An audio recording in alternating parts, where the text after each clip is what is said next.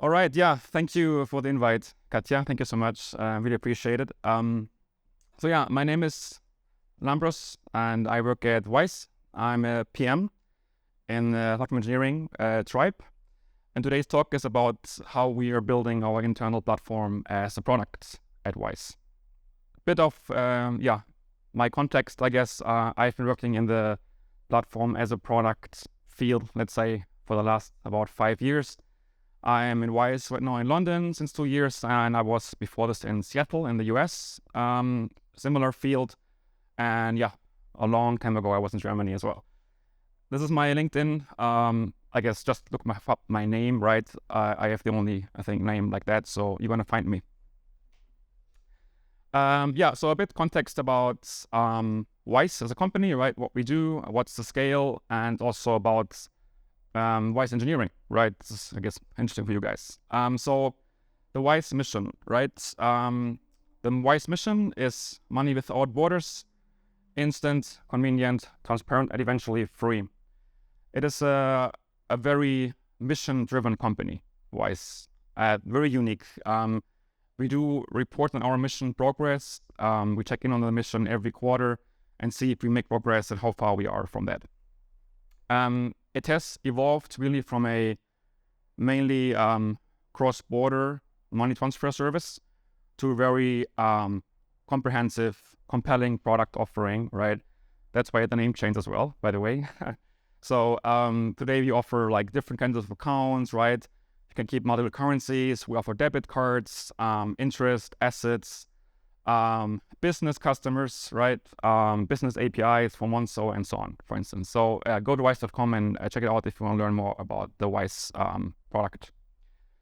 A few numbers. So we have today 60 million customers. We're moving around 9 billion pounds cross-border volume every month. That's around 4% of the total volume in the world. Supporting 50 currencies, and we have 5,000 employees today. Engineering, that's, I guess, more relevant for you guys. So we are organized in tribes, squads, and teams. So one tribe, multiple squads, multiple teams. We are across about 10 offices in the world. The biggest ones are in Budapest and Tallinn and in London. Almost as many services as we have engineers at Wise, right? About 100 teams and a lot of releases every day. Platform engineering. So this is where I work, right? I'm in this tribe. So at Wise, we have 90 engineers in platform, 15 teams, and we have 4 squads in the platform engineering domain. The 4 squads are shown here below, just to give you an idea of the scope and what we do and what we consider platform. The one is the one on the right is left. Sorry, is about dev enablement. So we provide CI/CD tooling, right? Developer experience, make the whole developer journey frictionless. Then there's one about reliability. This is more around SRE, observability, right? So making it safe to release and also make Wise highly available. There's the other one, which is cloud platform. This is more around infrastructure, right? Kubernetes, service mesh, and cloud foundations, basically. And then there's data. Those are 5 teams, and they provide things like Kafka, databases. They provide machine learning platform and other things as well. If we dig into the platform engineering service offering, right? So what do we offer as Wise to our internal engineers, right? It comes down to those kind of high-level domains. A dev portal on the top is the discovery, kind of the entrance, right? Discover everything else below. We do, of course, provide the whole developer journey. Self-services like creating cloud resources, creating new services, fully integrated right out of the box. Paved path, we provide the tooling to deliver changes, test environments, observability, SRE, service health, like is your service healthy, any to-dos, any migrations outstanding, right? Change controls. And as said earlier, we also provide the infrastructure where all of Wise is running on, right? So Kubernetes, EC2, service mesh, Kafka databases, and so on. So there's a nice blog post from my colleague Pavel about our tech stack from just December last year. Check it out. It goes into a lot of depth about how we are building our stack from Spring Boot to mobile to everything, really. Check it out. So yeah, but today's talk is about the platform as a product. So what does this actually mean, right? This is the latest ThoughtWorks tech radar, if you know the company, right? And they always tell you like what you should adopt or assess and stuff, right? And the number one thing to adopt, this is from last month, right, is actually applying, product management to platforms, right? So it is working, apparently, right? A lot of customers of ThoughtWorks say it works for them. So the question is, how can you do it, right? If you want to get started, what are important things to do? And also, how do we at Wise approach it? And how are we creating effective and I guess great platforms, right? So first of all, important is that Wise is a very strong product company overall, right? So, and I think it comes down to those three things that are very, very prominent in Wise. So everything at Wise is around impact. That is something that you want to realize very fast when you start at Wise. Every team is to show how was the impact last quarter? How did they move our mission, right? We also have a planning process across Wise. Everybody has quarterly planning, where we try to identify our biggest opportunities, look at insights, create strong roadmaps, right, and also share them with the whole company. And the last one, probably the most important one, I think, is the autonomous team culture at Wise.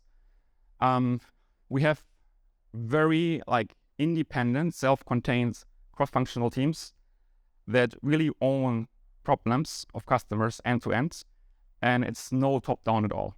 Everything is bottom-up, right? This is kind of very powerful at Wise. So platform is a product at Wise. Just a few things before we go into it, right?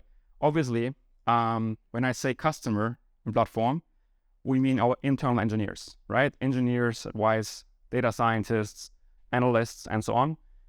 They use our platform and they are our customers. You also have to treat them like this, right? So show empathy, listen to them, look at their pains, and so on.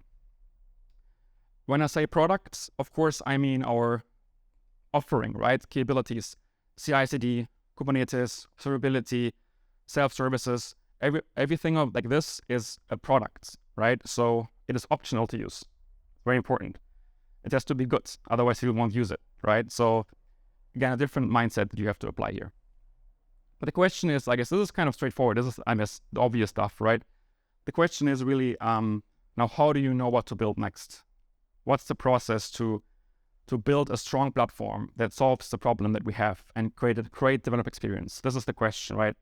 And this is where this whole platform as a product mindset and approach comes really in. So the good thing is that because we are such a strong product company at Wise, we platform, we inherit all of this, right? So we have the same approach, techniques as the whole company. So we also have to think about what does platform impact mean, right? And this, of course, is important to understand what to build next. If you don't know what your impact is, your goals are, then how do you know how to build a better product, right? You don't. So you have to have this mission, right? And we also follow the planning process. So we use data-driven insights, right? Metrics, user research, identify the biggest problems, and then create an impactful roadmap. And we also use autonomous platform teams. So we have also independent, empowered teams. I'm going to go through each of those and show you how we apply them in platform engineering. And I think if you kind of apply those three in your platform teams, you're almost good to go, really, right? Like the most important checks are basically checked. Yeah. So impacts. First thing. So this is the WISE mission, as said earlier, right? And this is what we call impact, if you have an impact towards the mission, right? And every product team at WISE, if they are like in assets or in sense or in spend, right? They all report back and they all try to make an impact on this mission. Those are our mission pillars, right? Instant, convenient, transparent, and the price that we charge customers. This is what we want to measure ourselves against, right? So every team has to show every quarter, let's say, what was the impact towards the mission pillars of WISE, right? So for platform impact, it's not that straightforward. You cannot just say, well, how did the CI/CD team impact the WISE transparency? That doesn't work. That's too far of a stretch, right? So what does impact mean for platform? This is important to understand this before we can actually build a good product mindset in platform, right? So the same thing that we do when we build new products, you start with the purpose, right? What's our like highest level goals in platform? What do we want to achieve in platform? And from there, you can then derive goals and define the roadmap that you want to build. This is our platform mission at WISE. We build the foundations. We enable teams to ship changes safely, fast, and efficiently. And we also don't want to compromise stability of WISE, right? This is how we define platform mission, and this is how we define success in platform. We can also derive the KPIs, right? So if you want to see your progress and you want to define success and build a product mindset, you have to define like, what did you move? What is your progress? Like, what is the indicator, right? We derive those KPIs from the mission, right? Those are our 4 North Star KPIs in platform. Productivity is around time to market, right? Friction in the process, delivery time of engineers, right? Stability is around incidents, availability of WISE. Efficiency is reducing waste, right? Cloud cost. And risk is, of course, things like compliance and scalability and so on. So if we can impact those 4, this is what we call impact and success, right? At platform at WISE. Question now is, of course, well, okay, now we know what impact means, but then how do we actually impact this, right? So if I'm a platform engineer or a platform PM or a team lead in platform, how do I know how I impact developers' productivity at WISE, right? It's not that straightforward. So the question now is, of course, if you want to build products in platform, how can you influence those 4 North Star KPIs? Like, what are your levers that you can move, right, to impact those North Star KPIs? There are a lot of frameworks out there you can use, right? Just an example, right? There's like a lot of frameworks you can use for productivity and DevX, right? For instance, productivity could be broken down in, okay, there's lead time. Lead time is the time it takes for a developer to make a local change to production, to customers, right? Can be broken down by CI time, review time, deployment time, and so on. And as you break down this KPI, right, you understand what can you actually do to improve it. You discover all the different things you can do to improve it. You can also validate if you make progress towards the platform engineering goals, right? Same thing for stability. We think about its incidents and recovery time, right? So can break it down, understand what does it mean, what are our levers, how can we impact it in platform, and how can we say we made impact or make progress and move the KPI. There's a blog post about it, how we break those down. If you want to read more about it, we go in more detail how we do this. And there's also a nice talk from my colleague at WISE, Ilya, who explains how he uses KPI trees and product to grow product at WISE. For now, that's enough, right, for this talk.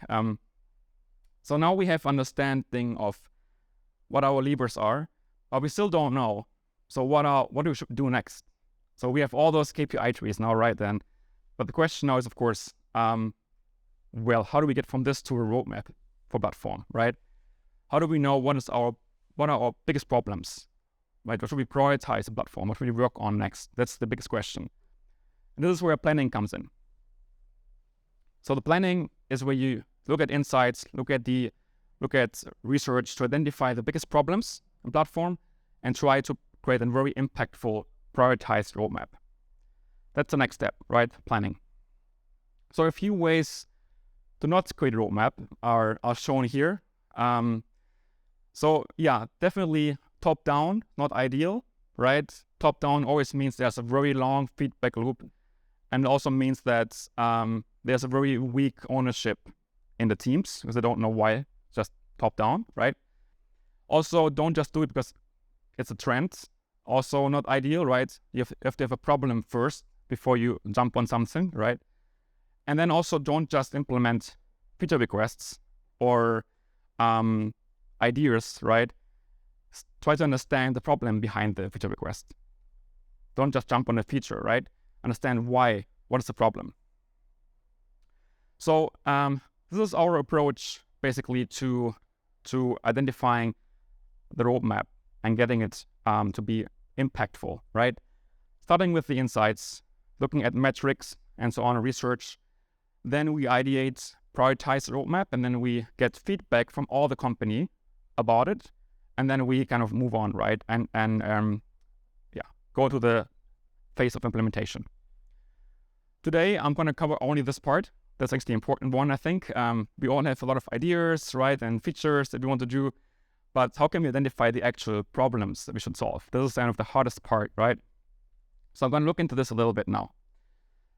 Insights, advice, and platform, we look at three things: analytics, user research, and strategic context. So the first one is all around like metrics, KPIs, right? What can you actually measure in metrics like dashboards and so on? User research, this is all around like surveys, interviews, and so on, right? Real-time feedback. And then the last part is more around like, what's your company right now facing, right? Are you a startup? Are you facing any kind of macroeconomic impact? Do you have to save cost, right? This is also going to influence, of course, your roadmap. So it's something to also consider. So the big question, of course, in the general DevX domain and also platform domain, like what should we measure? Right? We have all those different domains and KPI trees. So what the hell should we actually measure to know what to build next? That's the big question, right? So generally, I'd say have a good balance between outcome and input metrics. Outcome metrics meaning what we want to achieve. Let's say outcome would be developer happiness, right? Or lead time. How we get there is the input metric. So if you have a KPI tree, it's always going to be top outcome. And then if you go down the tree, right, how do you get there? What's the input metric? We'll see examples in a minute. Developer experience and also productivity. There are a lot of frameworks out there that try to give you help, right, to measure this.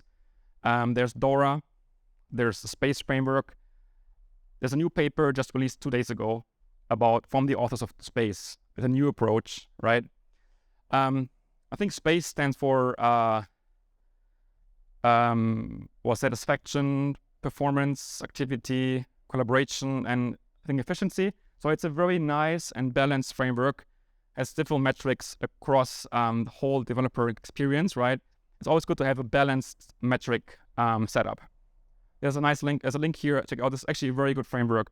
We're using Space advice. It's really powerful. And there's also the things that are like strategic, right? So if you're a startup, you don't care about risk, probably, right? Wise right now, we care a lot about risk, right? Because we are a public company. So there's a lot of things you should consider as well based on your strategy, right? If you want to save costs, you invest here, right? If you want to grow a lot, you invest here, and so on. So here are things that we actually measure today at Wise. We measure review time of PRs, right? Outcome is lead time. We do measure review time of incidents, time to close incidents, right? Outcome here is availability of Wise. We do measure dependency version deviation, meaning if we in a platform recommend you to be on Spring Boot 2.7, let's say, how far are teams away from that? What's the diff, right? Outcome is incidents. Input metric, quality of docs, for instance. That's actually a pain point that we heard a lot at Wise. outcome metric, onboarding time of new engineers, right? How fast can they make their first impactful change? Example. So this is actually the actual chart at Wise. This is the dependency deviation metric. Left side is the global average of all Wise services. Okay, so basically what we look at here is of all libraries that we offer in platform, how far are services away from what we say you should use. Let's say if we say you should use Spring Boot 2.7 and you use 2.5, you're like, there's a diff there, right? We measure this across all services and have to do a little math, right? And give you like the difference between what we think you should do and you actually do. You can see here a little bit, there are like a few spikes in there, right? The spikes happen over time if we set the new version. So let's say over here, we say, now everybody has to use Spring Boot 3. Suddenly everybody is far away from the actual best practice, right? This is why there's a spike. And then people slowly adopt the new version and it goes down again, right? That's a great way to identify problems because you can see, are we moving away from zero? Not ideal, right? And also you can see that how steep is the curve. If it's steep, it means it's very fast to adopt. If it's not steep, it means it takes a long time to adopt. This really helps you identify problems, right? And also your impact. This is one example of one service, one team, where we rolled out a new way to manage dependencies.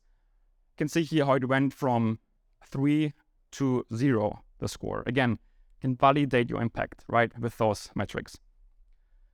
We also measure friction in multiple ways. We measure slow PRs. We measure the company average and also give teams insights how they compare to the company average, right? So here the line in light blue is company, and then the team here is a little worse. They have more slow PRs. Helps you to also improve locally in your team, right? And we also measure onboarding time of new engineers. So how long does it take for new engineers to make an impactful change?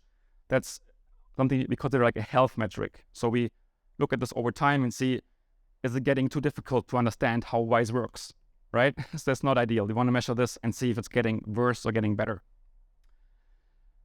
One important thing here is system versus self-reporting, right? So generally, it's very difficult to measure all of this stuff.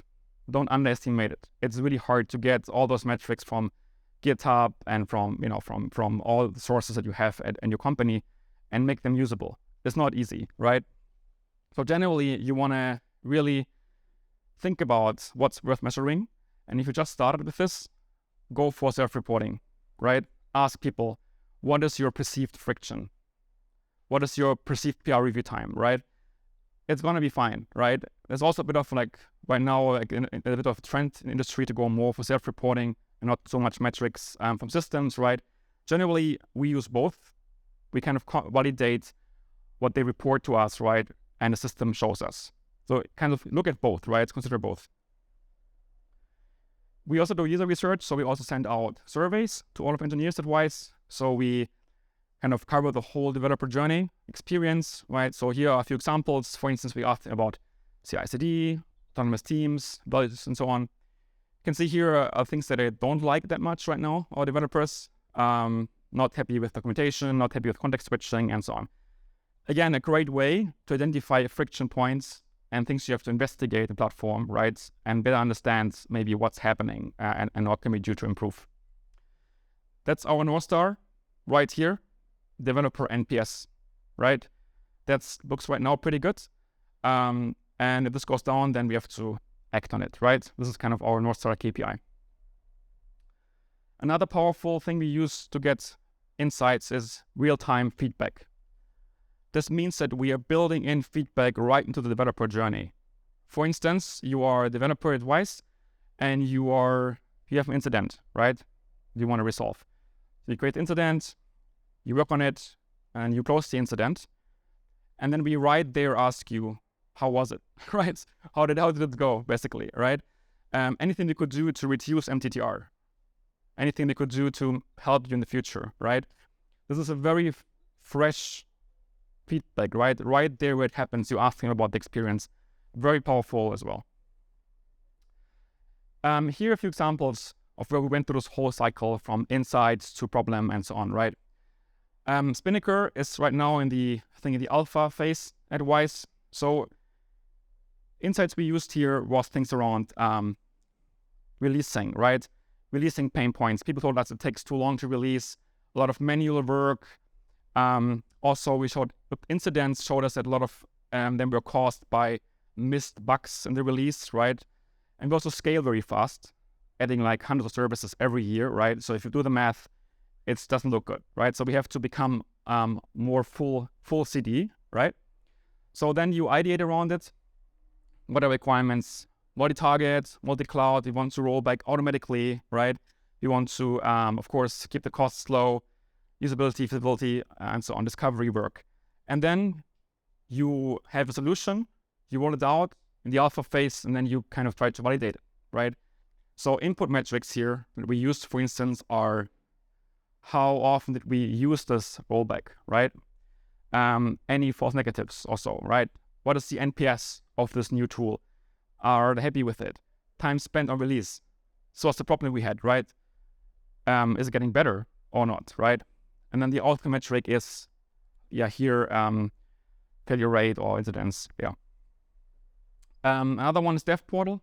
Backstage, we rolled out insights can be coming from surveys. So you saw it earlier, right? Discovery and docs and so on were pretty painful.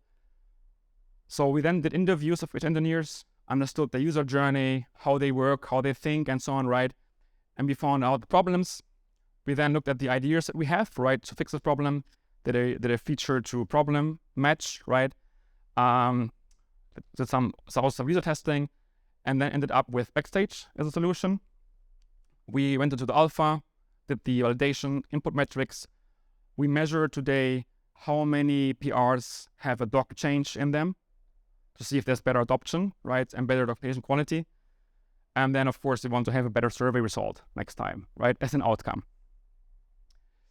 Talk, if you want to watch it, about this whole journey from pain points to developer portal. Check it out. It's on YouTube. And then lastly, I think this is the most important part that makes us successful at Wise in building a platform as a product, autonomous teams. So I asked engineers at Wise last week, I think 10 or so, like, what is this one thing that's different at Wise than what you have seen in other companies before, right? And this was what I got from them as an answer. Basically, you can see that engineers at Wise really like that they have a strong ownership of the product, that they're trusted, right? A strong product mindset, and they love their work and they're proud of it, right? They're really proud of their work and they own the problem from the customer perspective. Now, this is really all down to autonomous teams. What does it mean? This is, again, a cultural thing at Wise. Autonomous teams is how Wise works in engineering across the whole product organization. They are independent teams that can solve the problem of the customer without anyone else, right? There's no top-down. They do the research, they find the problems, they go to market, almost like a mini startup, really, right? And this enables bottom-up innovation. Of course, it comes with some, accountability. You have to show the KPIs you moved, your impact, feedback, and so on. And this really means that the people that are close to the customers make decisions and not top-down. It's all bottom-up, right? And this, again, applies as well to us in platform. So we have platform teams that are autonomous, right, at Wise. This is the typical platform team at Wise. That's me over there. So you basically have engineers, right? You have tech lead, staff or more senior engineers, a PM, and analyst. This is our setup in platform, right? And this team is independent. So we can find out what to work on next. We can find out the problems, the research, the insights. We can deliver it as well, right? We are accountable for the result as well and deliver it as well, right? So this is what we call autonomous team, empowered teams in platform. So the PM, right? This is actually also an interesting one. It's always a question like, what do PMs do? Because every company has different PM definitions, right? My job at Wise, I don't tell them what to do, the engineers. I don't, right? I don't set deadlines, and I don't write user stories. What I do at Wise is I provide insights to help them understand the problems and ideate. I define the outcomes, KPIs, and also convey the why, right? This means that the developers, engineers can just kind of walk away and deliver it because they know the problem and the context, right, to do it. What about POs though, right? So who does the PO job? I'm the PM.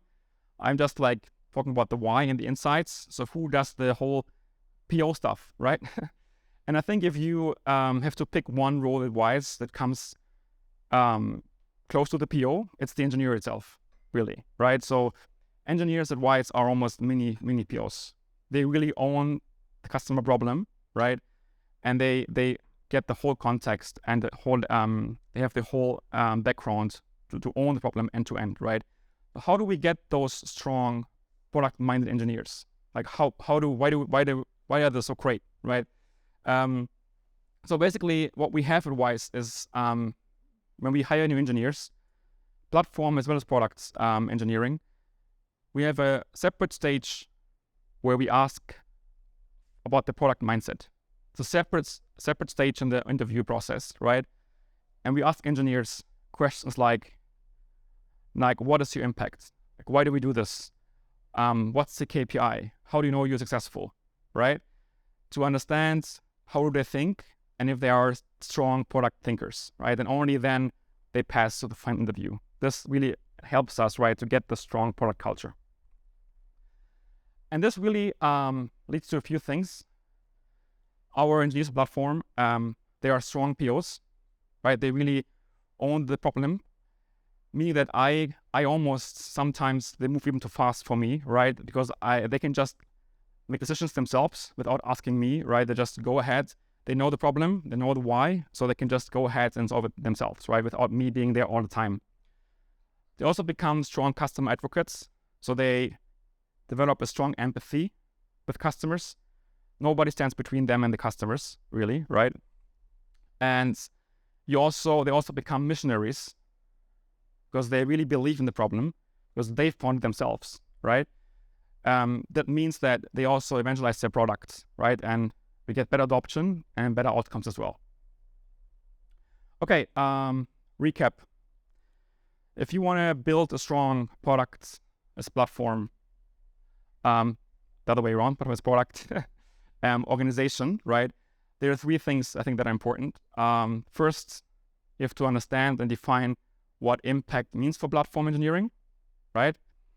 Secondly, you have to have a well-defined process to identify the most impactful work and build a strong roadmap that everybody believes in, right? And thirdly, you have to use empowered autonomous teams that really own the problem of the customer end to end, right? And deliver it with high quality and enable bottom-up innovation. Okay, yeah, now we have time for questions.